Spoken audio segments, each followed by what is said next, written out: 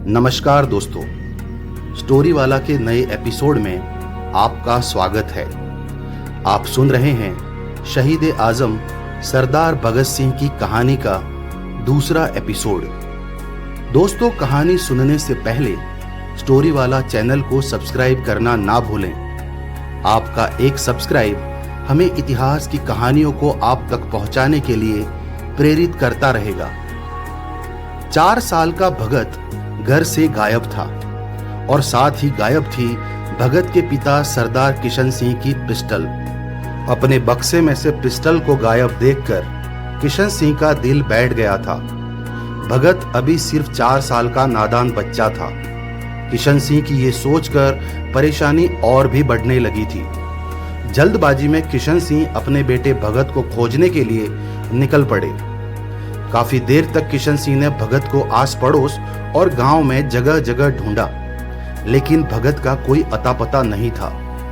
आखिरकार थक हार कर किशन सिंह घर लौट रहे थे कि खेतों की तरफ से आ रहे एक बुजुर्ग ने किशन सिंह के पूछने पर बताया कि उन्होंने भगत को खेतों की तरफ जाते हुए देखा था। इतना सुनना था कि किशन सिंह तेजी से अपने खेत की तरफ बढ़ने लगे। जैसे ही किशन सिंह अपने खेत की हद में दाखिल हुए तो उन्होंने दूर एक पेड़ के नीचे किसी बच्चे को बैठे हुए देखा।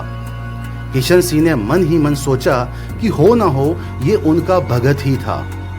जितनी खुशी किशन सिंह को अपने बेटे के वापस मिल जाने की थी, उससे ज्यादा डर इस बात का था कि भगत के पास उनकी पिस्टल थी। आखिरकार किशन सिंह उस जगह पर पहुंचे जहां भगत खेत की एक खुली जगह पर बैठा कुछ कर रहा था। नन्हा भगत इस बात से अनजान था कि उसके पिता उसकी तरफ आगे बढ़ रहे थे। चूंकि भगत की पीठ किशन सिंह की तरफ थी, इसीलिए अपने पिता के वहां पहुंचने की खबर उसे बिल्कुल भी नहीं थी। किशन सिंह ने बिना किसी आहट के दबे पांव भगत के पीछे जाकर देखा तो सामने का नजारा देखकर किशन सिंह के पांव अपने आप रुक गए।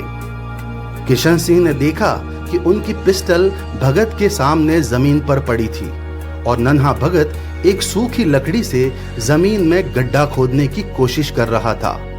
सामने का नजारा देख किशन सिंह की समझ में ये नहीं आ रहा था कि भगत के घर से पिस्टल चुराने और सुबह सुबह इस तरह खेत में आकर गड्ढा खोदने की वजह आखिर क्या थी। आखिरकार किशन सिंह ने मुस्कुराते हुए भगत से कहा, ओए बदमाश, तेरी माँ तुझे वहां पूरे गांव में ढूंढ रही है और तू यहाँ छुपा बैठा है। जिस तरह किशन सिंह ने पीछे से आकर भगत को आवाज दी थी, भगत को चौंक जाना चाहिए था, लेकिन चौंकने की बजाय भगत ने बिना पीछे मुड़े ही पिता किशन सिंह को जवाब देते हुए कहा, मैं यहाँ पेड़ लगा रहा हूँ बापू। किशन सिंह ने भगत से पूछा, अच्छा, कौन सा पेड़ लगा रहा है तू? यहाँ तो कोई पौधा भी मुझे नजर नहीं आ रहा। ये सुनकर गड्ढा खोद रहे भगत ने नन्हे हाथ रोक दिए और उसने पिस्टल को अपने दोनों हाथों से उठाया और पिता किशन सिंह जी की तरफ मुड़कर बोला, मैं इस बंदूक का पेड़ लगा रहा हूं बापू। ये सुनकर किशन सिंह को ताज्जुब हुआ और वो भी भगत के सामने आकर बैठ गए और मुस्कुराते हुए कहा, लेकिन भगत, बंदूक का पेड़ लगाने से क्या होगा बच्चे? भगत ने बड़े ही सरल शब्दों में कहा, उस दिन ताऊजी ने आम का पेड़ बोया था और उन्होंने मुझे बताया था कि जब मैं बड़ा हो जाऊंगा तब उस आम के पेड़ पर बहुत सारे मीठे मीठे आम लगेंगे। किशन सिंह को अपने लाडले बेटे भगत की बातों का मतलब समझ में नहीं आ रहा था, लेकिन वो जानना चाहते थे कि आखिर 4 साल के भगत के दिमाग में चल क्या रहा था। उन्होंने भगत से पूछा, लेकिन भगत, इस बंदूक को बोने से क्या होगा? अपने पिता के मुंह से ये सवाल सुनकर भगत की आंखें चमक उठी।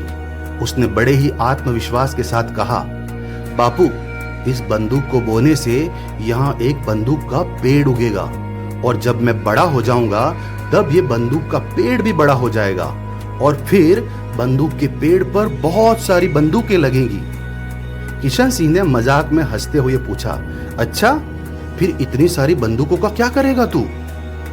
भगत ने अपना सीना चौड़ा करते हुए अपनी दोनों मुट्ठियां बांध ली और गुस्से में बोला, मेरे पेड़ की सारी बंदूकें मैं सब हिंदुस्तानियों को बांट दूंगा। जब सबके पास अपनी अपनी बंदूकें होंगी तब गोरे अंग्रेज हम पर जुल्म नहीं कर पाएंगे और फिर हम उन गोरे अंग्रेजों से लड़ेंगे और हमारे देश से मार भगाएंगे। अब जाकर किशन सिंह को अपने बेटे भगत की बात समझ में आई थी। किशन सिंह ये भी जानते थे कि भले ही भगत ने बंदूक का पेड़ बोने की बात नासमझी में की थी, लेकिन उसके पीछे भगत की जो सोच थी वो बेहद ही गहरी और सोचने पर मजबूर कर देने वाली थी। अपने बेटे भगत की बात सुनकर किशन सिंह खामोशी से भगत के चेहरे को एकटक निहार रहे थे और मन ही मन सोच रहे थे कि 4 साल का एक मासूम बच्चा कितनी गहरी और विस्मयकारी सोच रखता है।